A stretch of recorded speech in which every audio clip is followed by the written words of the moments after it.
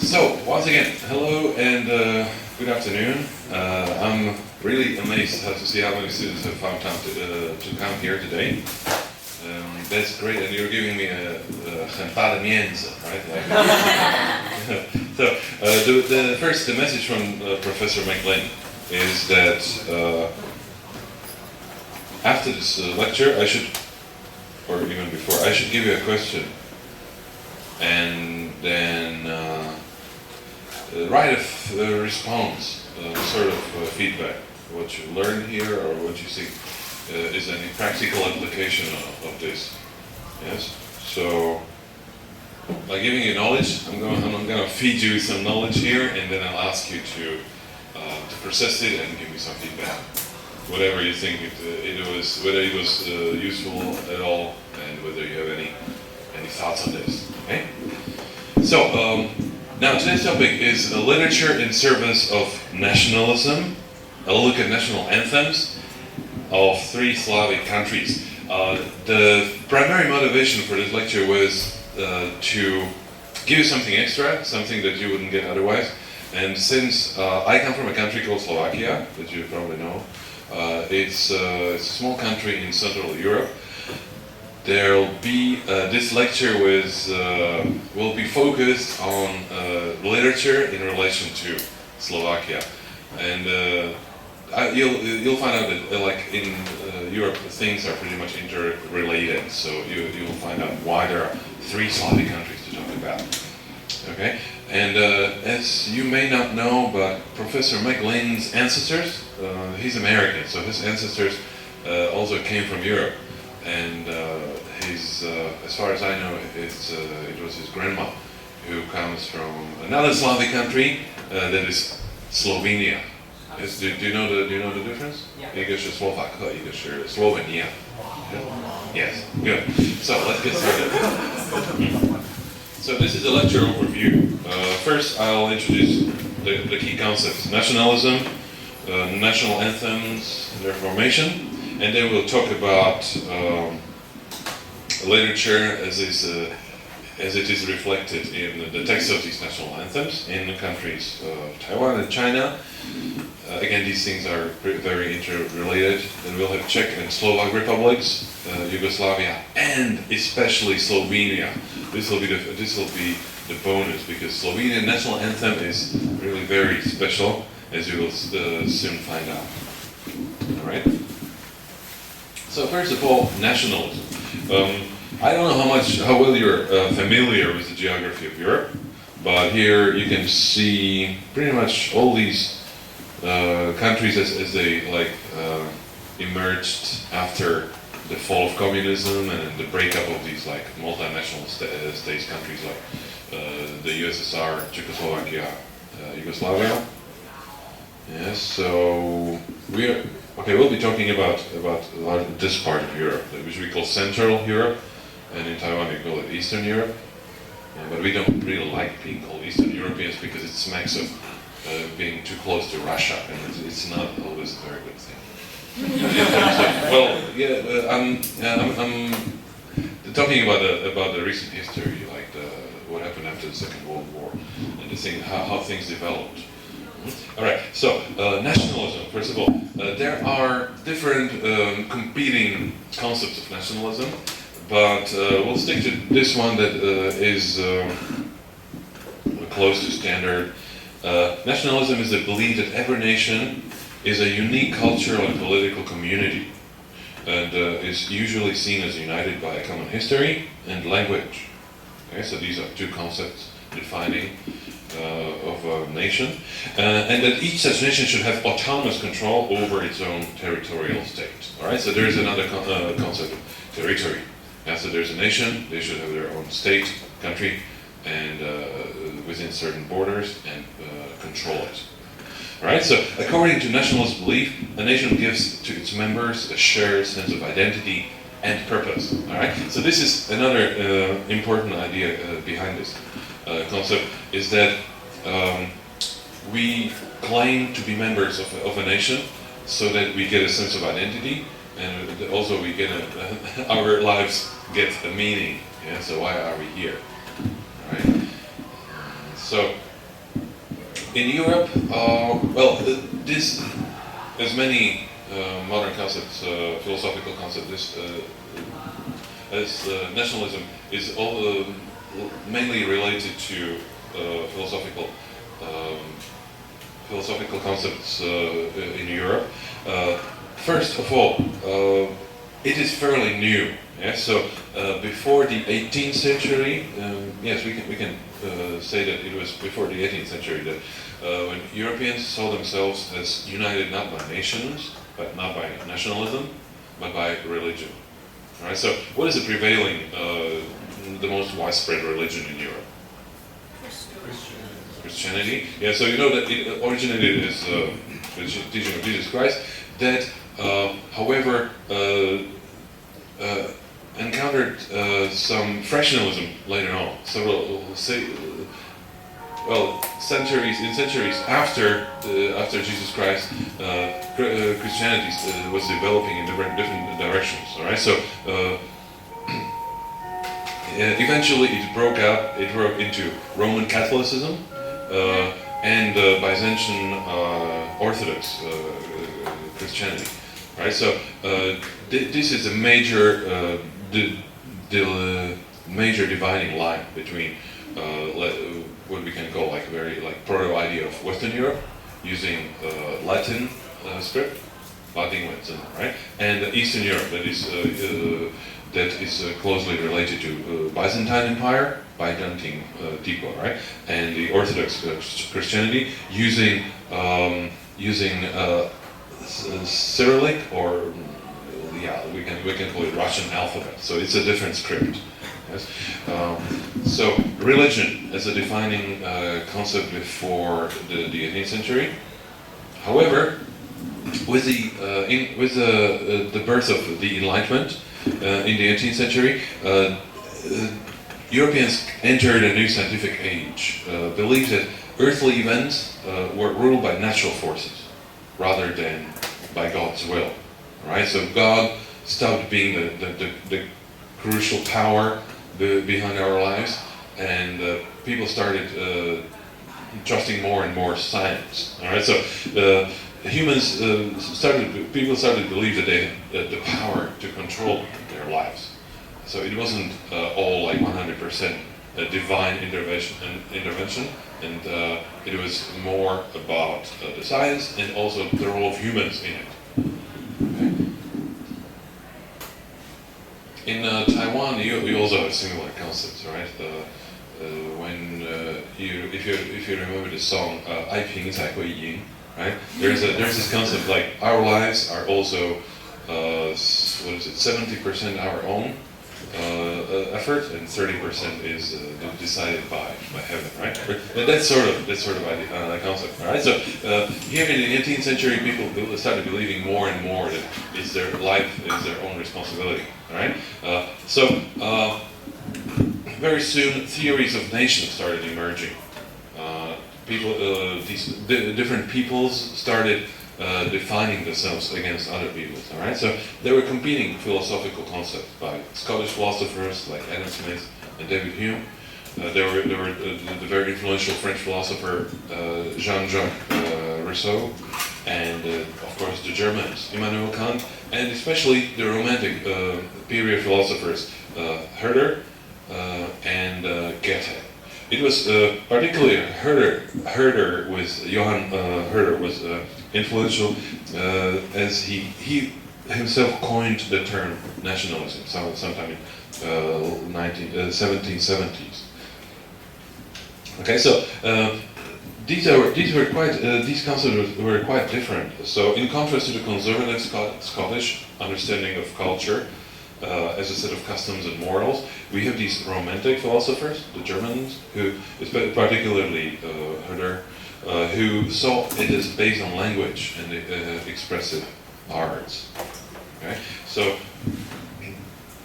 eventually, especially for Central Europe, German philosophical concepts showed to be much more influential.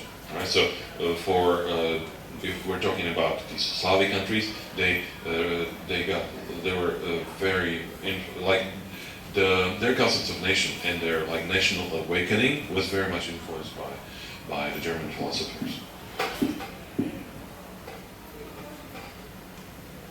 Okay, so the first nationalist movements that we can talk about, they are usually, well, philosophers, scholars usually agree to have these two. And so the first two, American colonies, who later came to be known as the United States, rejected British colonial power in 1765 to 1783.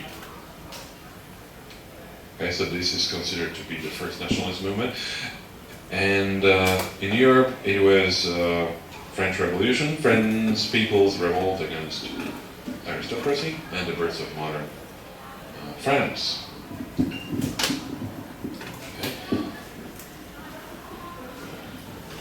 All right, so now let's take a look at national anthems and their formation. So national anthem, 国歌, right, is also called the state anthem, national hymn, HYMN, national song, etc. is generally a patriotic musical composition that evokes or eulogizes the history, the traditions and struggles of its people. Yes, and it's officially recognized. Yeah, so it's like it's one important symbol of a country. And there are also unifying, like important symbols for the national community. Something that, like a totem, like in the ancient times, these tribal 部落的图腾, right? It's something that we can bow to in front of, and then we can relate to. Yes, it's like a unifying symbol. All right, so let's take a look at the history. The earliest national anthems emerged in Central Europe and South America during these late 18th and 19th century nationalist movement. I won't talk about South America, it's outside the scope of this lecture, but there's one thing we need to remember here. Usually, as is an example with the oldest national anthem, the Wilhelmus, the Dutch anthem, it was written much earlier. It was written, as you can see, in the second half of the 16th century, during the Dutch revolt, right? But it only became the official anthem of the Netherlands in 1933. All right, so usually these national anthems have a long history on their own. They existed as popular songs or poems who later were written tune to, who later were composed music to, or unofficial, so sort of unofficial national anthems that later became codified. They became like official. Yeah, so okay, so question time now. Can you name some occasions when the country's national anthem is played? Before sports game. Before sports games, yes. What are some important sports games? Baseball, yes.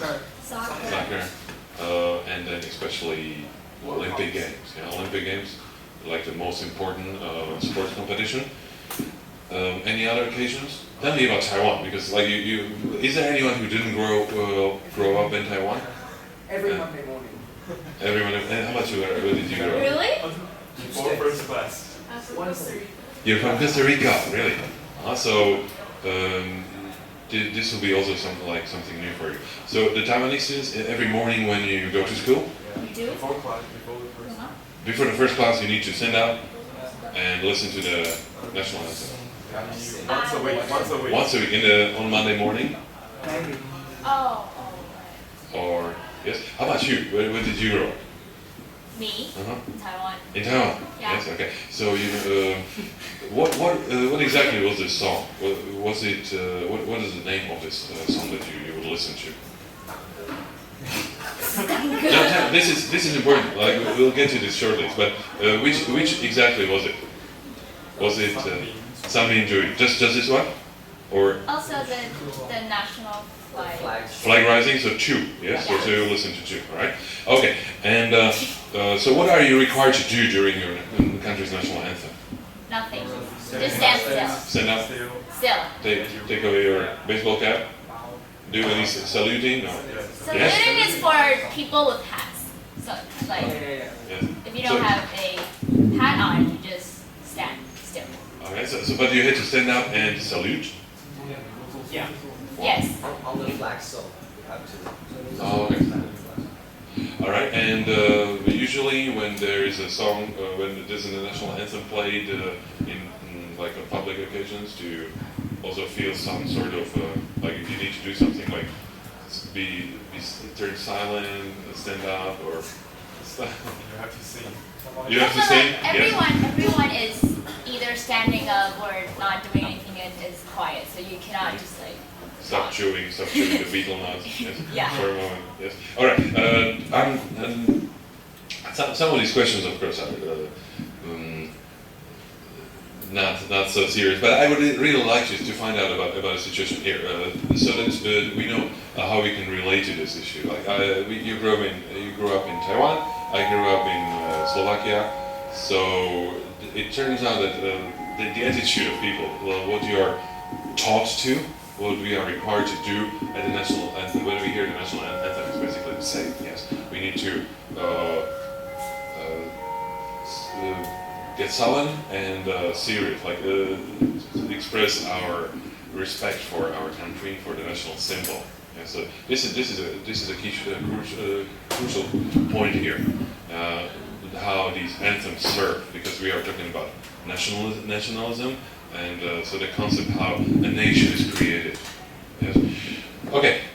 Now Taiwan. Let's take a look at Taiwan because there's something that you know already and you're very familiar with. All right. So Taiwan, as many things about Taiwan, is also a little bit complicated. Yes. So in Taiwan there are basically two national anthems, as we can say. So one is the original Kuomintang anthem that became a national anthem of the Republic of China since 1930 or 1930s. Yes, that's the 中华民国国歌. All right, and then the other one is national flag anthem. Since 1936, that is played during the raising and lowering of the national flag, and also at international sports events such as the Olympic Games, where the Taiwanese team participates as Chinese Taipei. Yeah, so this is not something that I'm sure that something that you're happy about, but this is the current situation where that is an outcome of political struggle between Chinese Communist Party and Kuomintang. All right, so as a result, Taiwan is not allowed to use their national anthem on outside Taiwan, basically. Yeah, so at the Olympic Games, it is replaced by national flag anthem. All right. So if most of you who grew up in Taiwan, you're very familiar with this. Something to read. Our aim shall be to found a free land. World peace be our stand. Lead on, comrades, vanguards ye are. Hold fast your aim, by sun and star. Be earnest and brave, your country to save. One heart, one soul, one mind, one goal. I don't know I don't know who translated this, but this is supposed to be the official translation, so I didn't change anything about it. This is originally a speech by Sun Yat-sen at the opening of the Huangpu Military Academy in 1924. Which is basically a Kuomintang anthem, and it became Taiwan's national anthem. So it should give you some ideas about the whole project that we now call Taiwan. But the official name is Zhonghua, and it's actually, as you can see, it's basically a one-party project. Originally, right? But I'm not going into these details. My point is not discussing Taiwan's politics. This is a bad. No, the translation is not correct. I don't know how this got here. It's the flag rising anthem again, and this is a text that is much more neutral. It's not related to Kuomintang, so it's accepted by People's Republic of China as Taiwan's and Chinese Taipei in Olympic Games and stuff. Right? Now, in comparison, if we take a look at the national flag anthem, so yeah,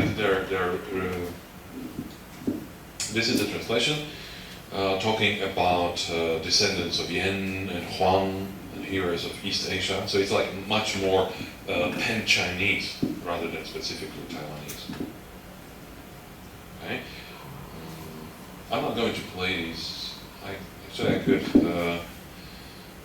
at least a little bit. So the flag anthem.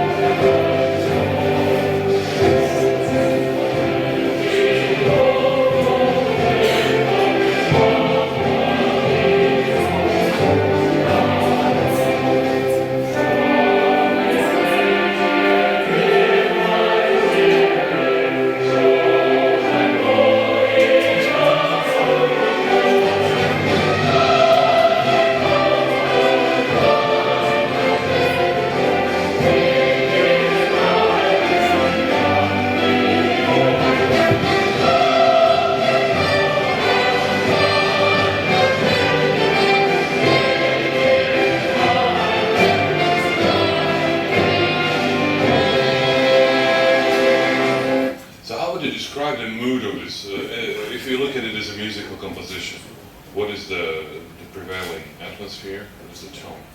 Is it sad and gloomy? It's provoking. Thought-provoking. How is it provoking? I know. If we just talk about the melody, about the tune, not really the lyrics.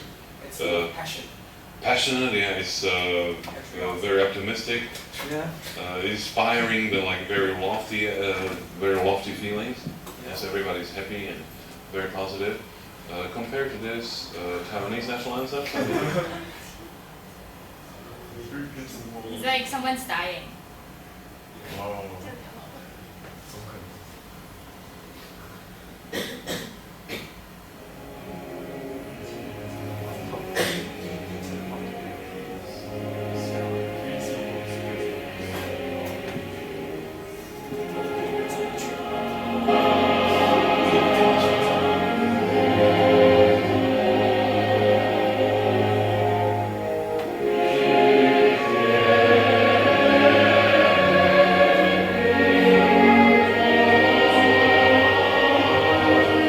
is this the version that you're used to, or is it very different? Slower. It's quite slow. This is slower, right? I couldn't find a better one, but still, yes, it struck me as being much quieter, much slower, much less revolutionary or inspiring. So these are like two very different approaches to a national anthem. And now for comparison, national anthem of the People's Republic of China. Has anyone heard it? You do? Do you have? And 真的假的？ so it was composed in 1930s, like a little later than Taiwan's anthem, during the time when China was facing Japanese occupation. And so it was these volunteers were soldiers fighting against, like guerrillas fighting against the Japanese invasion. It became national anthem after the establishing of the People's Republic of China, and unlike most previous Chinese anthem, it's written entirely in the vernacular, Paihua, right, rather than classical Chinese. We could listen a little bit.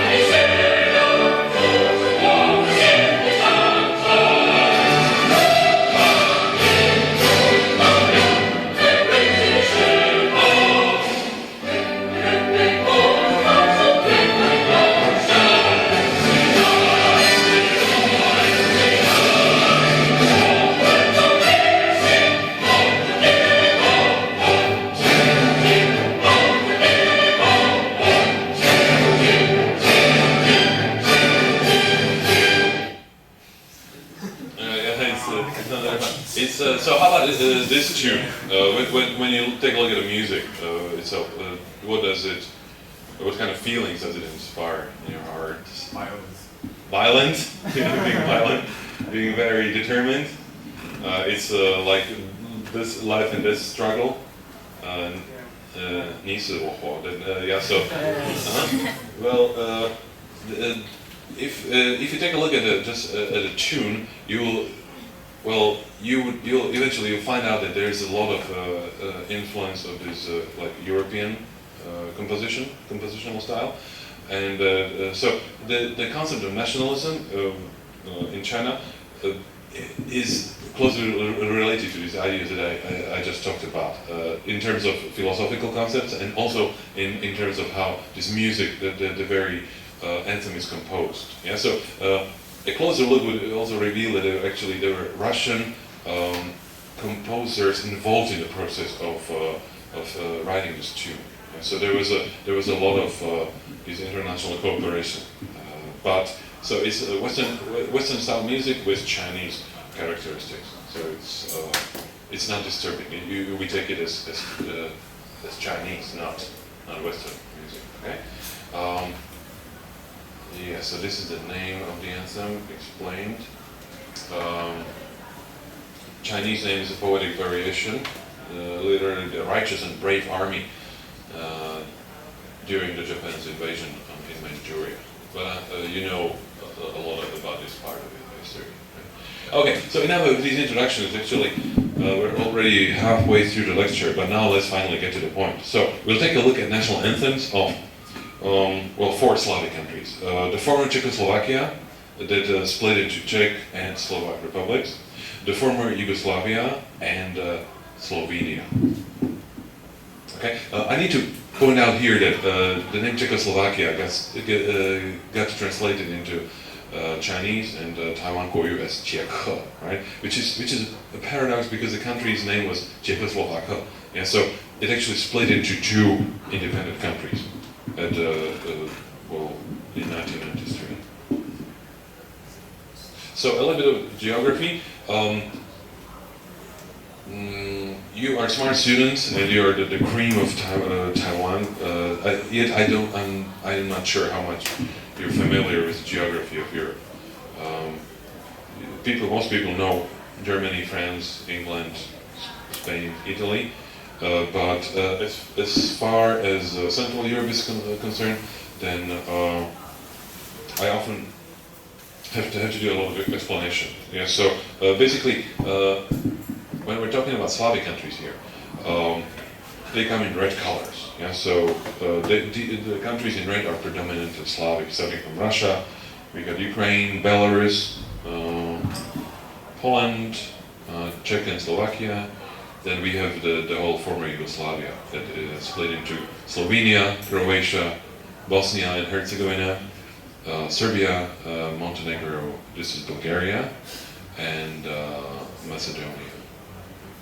Is basically okay. Then the blue countries are Latin Europe, or countries that speak Romance languages: Italy, France, Spain, Portugal, and Romania. And then the green is the Germanic Europe. Right? So this is basically the basic division in terms of the language situation. And then there are these other ethno-linguistic groups like Hungary. We have these Baltic countries. Greece and stuff, right? So first Czechoslovakia. The country existed for mere 74 years, but it became quite famous. Slovak national anthem, Czechoslovak national anthem, consisted of 2 parts, very different parts. The first was the Czech part, and much slower. And then there was, similar to this Sami Jui, and the Slovak national anthem, that was the second part of this Czechoslovak anthem, that was faster, much more revolutionary, very similar to the Chinese national anthem.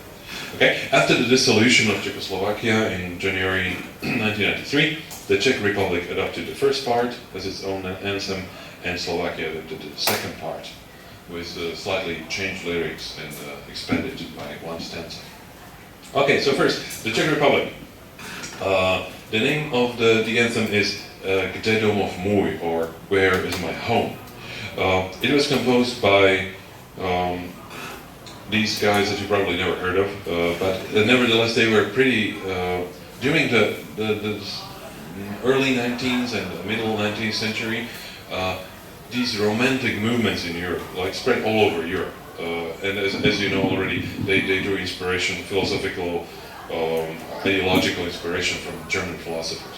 So in all, like every country, people started realizing like they're different from, because of the language, national history, and other characteristics. They realized a difference compared to the neighboring peoples. All right, so the movement started of like national. Well, the process of these people becoming a nation started. All right, so as you will see, most of these anthems that we will talk about, they originated in the 1830s, 1840s. It became national anthem much later, like 80 years later, because at the time Czech Republic wasn't an independent country. Along with Slovakia, Austria, Hungary, nowadays Hungary, Croatia, and other countries, they were all part of Austria-Hungary, Austrian Depot. Okay, so let's listen to the anthem. It comes with English lyrics.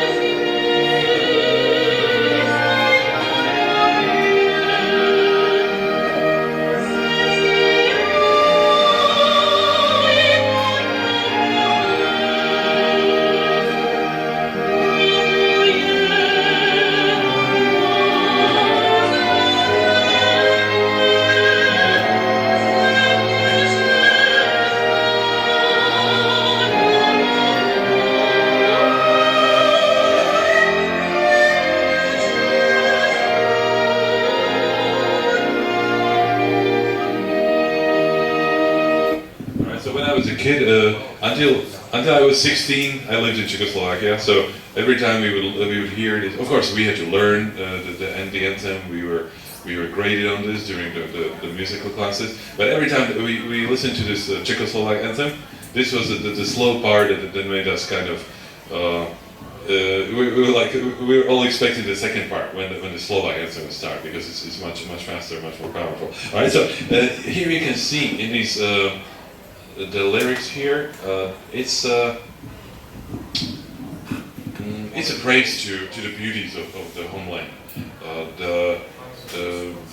Bohemia, it was like originally in like medieval times, the Czechs had their own country, which eventually lost and became a part of Austria-Hungary, and then they regained it after the First World War. Yeah, so this is like a very lyrical composition. As you could see, the significance. Yes, well, soon after it was composed, it became very popular among Czechs and was accepted as an informal anthem of the nation. It was seeking to revive its identity within the Habsburg monarchy. Habsburg. I think this Habsburg. Yes, or okay. Now the Slovak Republic. The national anthem of the Slovak Republic is called Na Tatrou sa blízka, or There is Lightning over the Tatras. The composer is unknown because the tune is originally a Slovak folk song. Slovakia is extremely rich in folk songs. and of all kinds. The lyrics was composed by the then 23-year-old Janko Matuszka, slightly older than you. It was again during those revolutionary times. The revolutions in Europe occurred in 1848-49, but this was a period shortly before when these nationalist movements and these romantic ideas were already very widespread. So young students who were forced to leave the school because their favorite professor was removed, they followed the professor to a remote town in eastern Slovakia where they could continue his studies.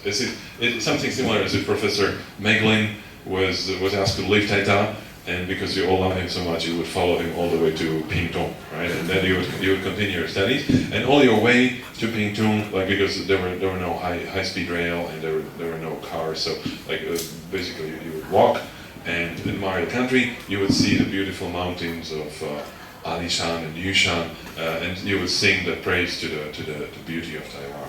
But also, it's not just about it's not just the beauty. It was a period when Slovakia was basically it was not recognized as a country.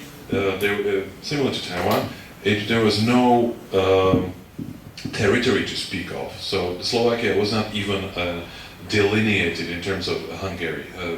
At the time we were a part of the Kingdom of Hungary, so it didn't even have its own borders like to speak of. The nation wasn't well established. There was no common language, no Koyu, right? So it was at a process of like when the nation was either to form and like identify itself against Hungarians, against the Austrians, or disappear and become Hungarized, 就是被匈奴化, disappear. So this was like quite a crucial period of our national history. So the lyrics is also pretty powerful. It's like a wake up call. There is lightning over the Tatras. Tatras are the highest mountain in mountain range in Slovakia. Thunder is loudly sound. Let us stop them, brothers. It was the students marching from the capital to the remote town of Levoča. After they will disappear, the Slovaks will revive. That Slovakia of ours had been sleeping by now, but the thunderous lightning are rousing the land to wake it up. And so at the time, there was a period in our national history when the politicians gave up all efforts at participating at the Hungarian parliament.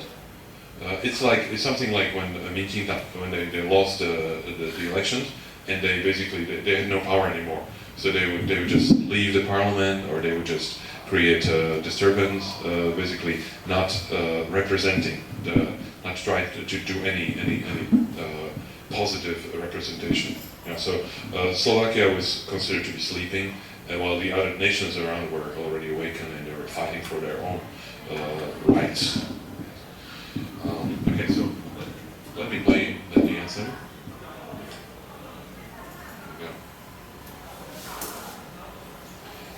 This version that I found is in Slovak. This is Serbian. It's Cyrillic.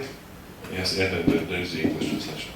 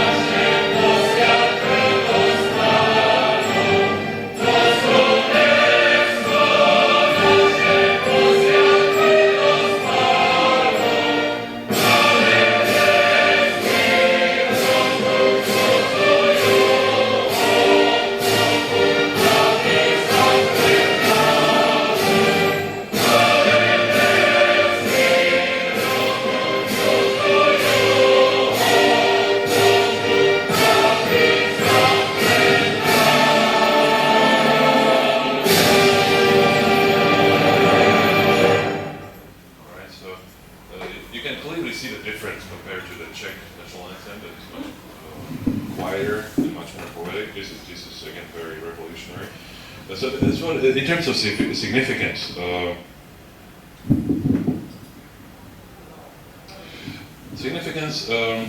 it was a period when Central European national activism was already well underway. The main themes, again, storm over the Tatra Mountains, a symbol of the danger to the Slovak nation, and a desire for a resolution of the threat. This used to be particularly popular during the 1948-49 revolutions, insurgencies. If you study the history of Europe, then you know the year of 1848 was very important in most countries, starting from France all the way to Central Europe. But I'm not gonna talk about this anymore. Here you can see the high Tatras. So if it reminds you of Taiwan's mountains, then you're quite right. So because the profiles again are very similar between our two countries.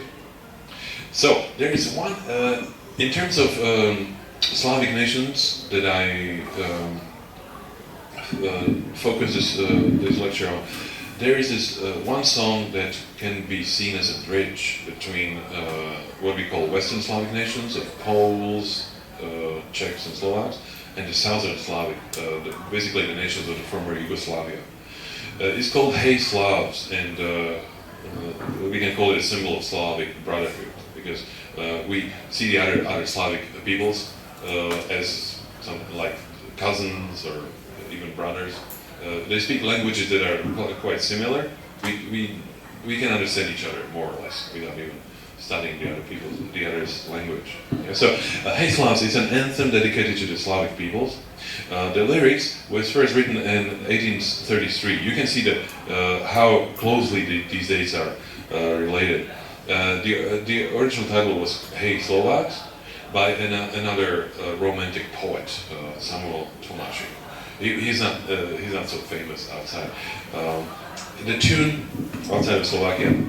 The tune here, the melody was based on Mazurek Dąbrowskiego, which was at the time an unofficial Polish national anthem. You know, again, this is a different part of history, but Poland is a fairly large European country that disappeared for a period of time. It was completely gobbled up by Russia, Germany, and Austria-Hungary.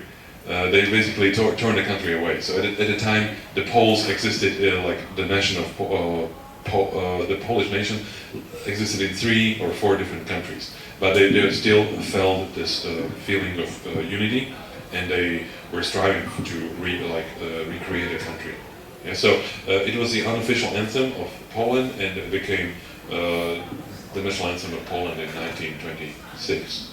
Okay, so the function of the song was the anthem of the Pan-Slavic movement. It was at a time when the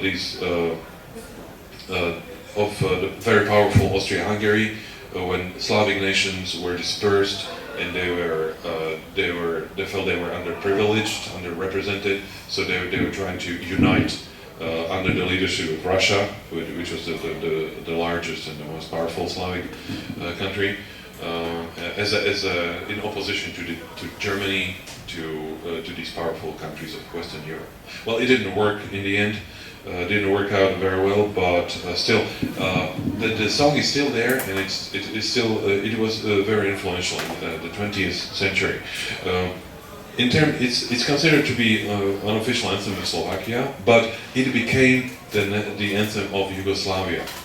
So you need to realize here that it's a song that was composed in another country using yet another country's tune. And it became the national anthem of Yugoslavia, one of probably the most beautiful country in Europe before it broke up. So Yugoslavia, I'm gonna play this tune.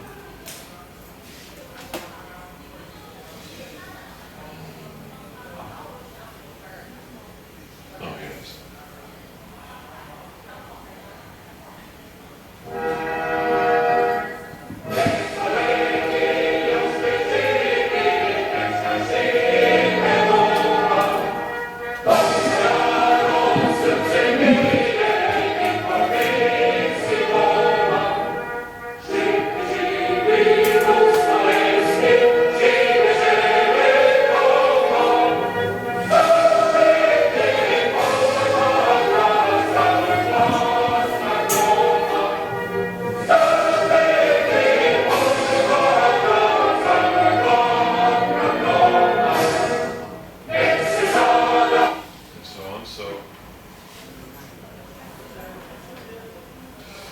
The lyrics goes like this. I listed in both in Latin, that is the script used in Croatia and Slovenia, right? And then Cyrillic, that is again they use it in Macedonia, Serbia, Montenegro, and Bosnia and Herzegovina uses both.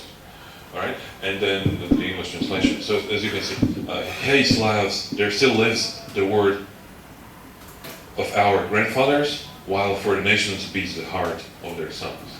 Yeah, so this is again about the survival of a nation and the reference to the heritage, to the language and the culture of the ancestors. Yeah, there lives the Slavic spirit. It will live for ages.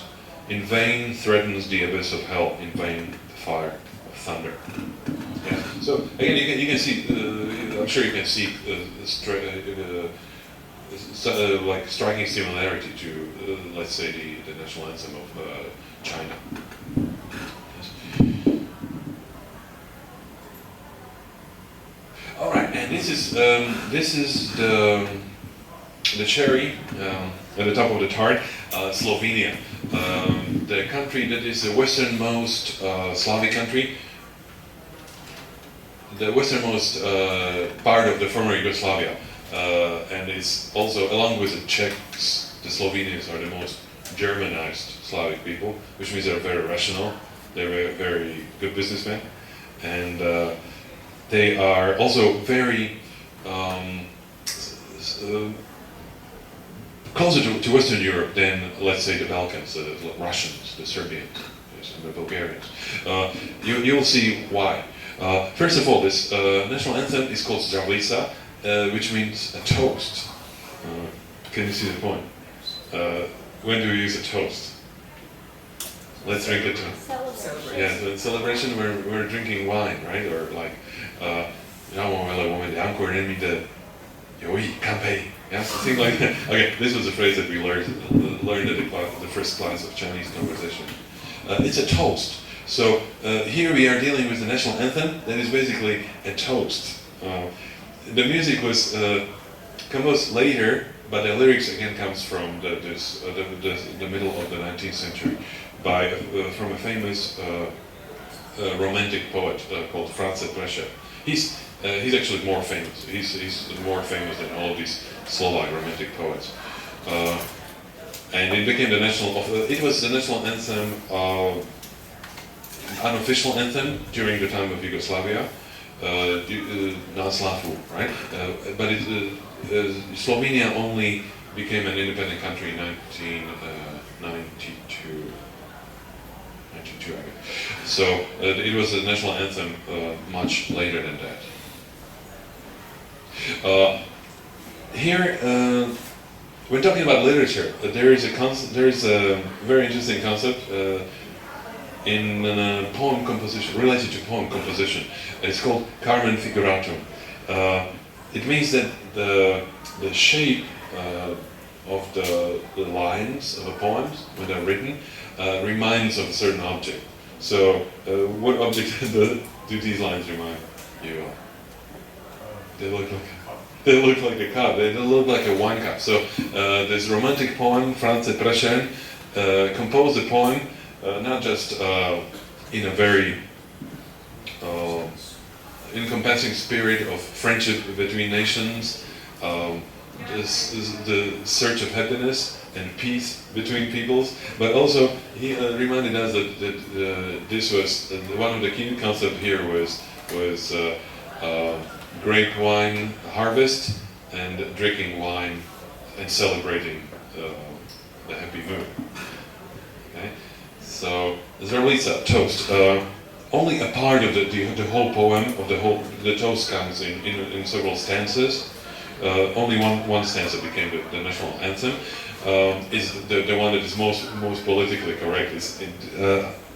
Wine is not mentioned here in this stanza. So it says, God's blessing on all nations who long and work for that bright day, when over earth's habitations no war, no strife shall hold its sway, who long to see that all men free, no more shall foes but neighbors be. So What do you think? It's so different to those anthems that we just talked about. No matter if it's Taiwan's or China's or Slovak's national anthem, this is so much more universal. Like the message is that of universal friendship. So, no more wars. Let's be good neighbors and let's build happiness. Work hard towards being happy.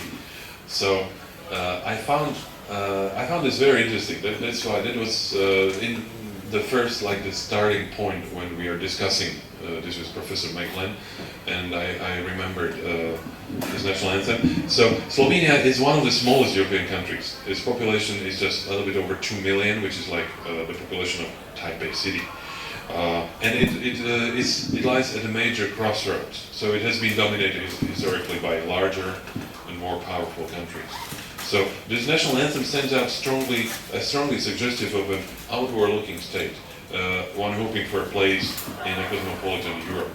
Yes, like country trying to become equal with its neighbors and introducing these very modern concepts, like not backward, like not very orthodox traditional nationalism of the 19th century, but more in the spirit of looking forward into the 21st century, European Union and all the unification going on. So Zdravljica, Toast, is a song which de-emphasizes national aspiration to a degree that is unusual for the anthem genre. So this is why it stands out. Okay, finally I'm gonna play this to you. So let's listen.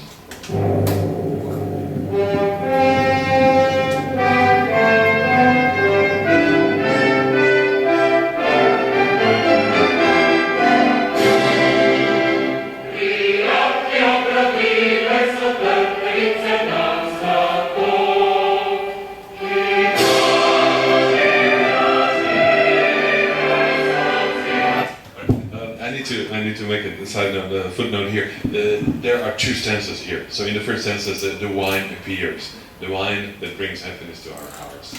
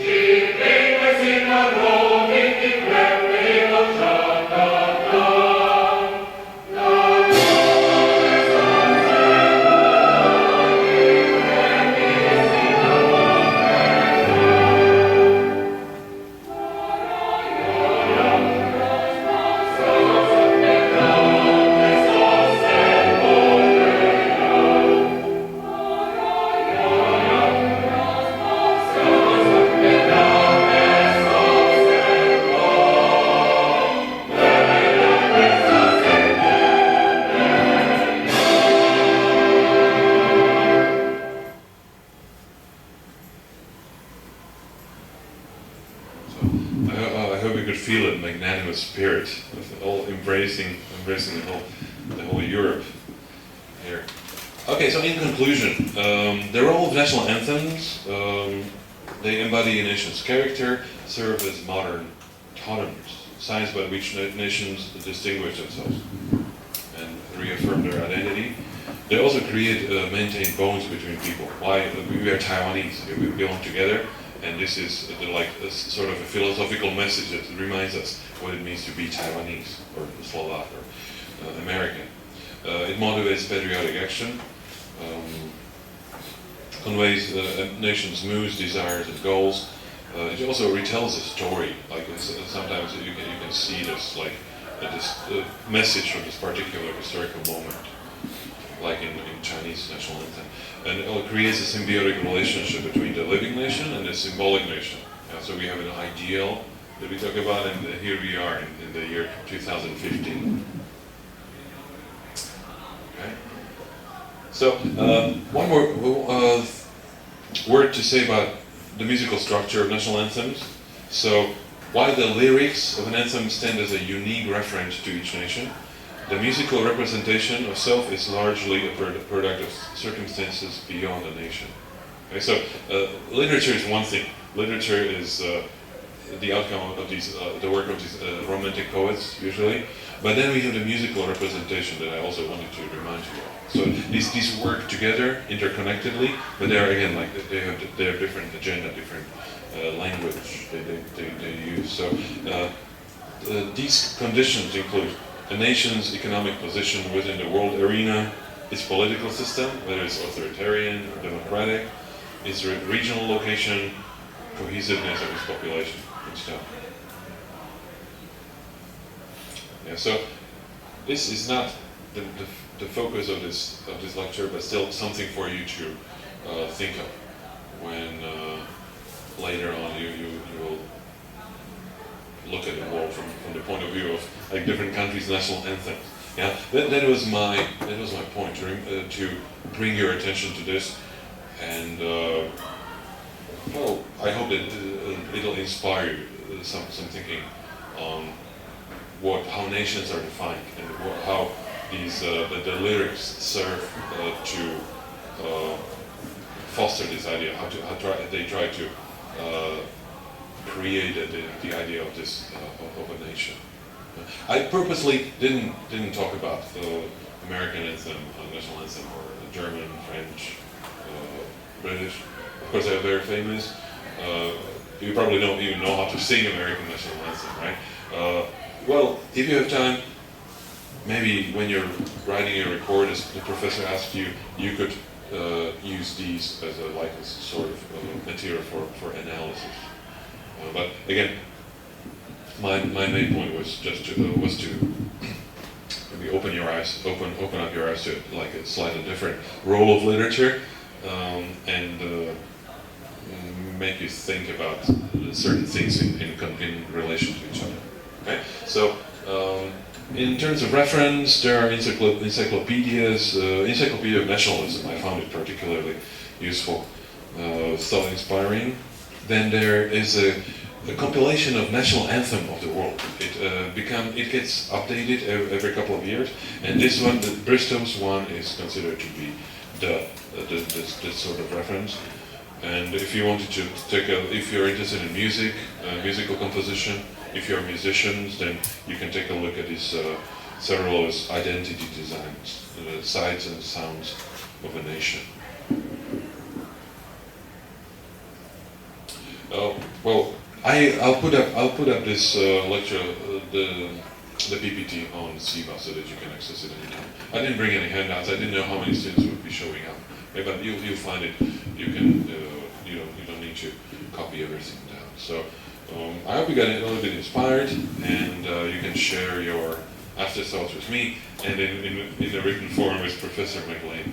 Yes. So what shall we do about it? Shall we agree to make it like one A4 page of your afterthoughts, or maybe a short essay using this material, analyzing your own stuff, or giving me some ideas. That's probably all the professor. Yes, that's what you do. So process what you learned here, and write an essay. The next class on Thursday is when Professor will be already back. So I hope that you can finish it by Thursday. Yes? Can we agree to this? One page is not that much. It shouldn't do it. Okay. Any questions or any ideas, any thoughts on this? So we will have to head out on Thursday. Yes, please bring it to the class on Thursday. All right, anything else to say? Did you find it interesting, or was it just... Yes? Is it just about feedback of today's lessons? Yes. So we don't have a specific topic to work out? No. it's free. This is a free land. Use this material as an inspiration and tell me what you think. Any other thoughts? Any ideas?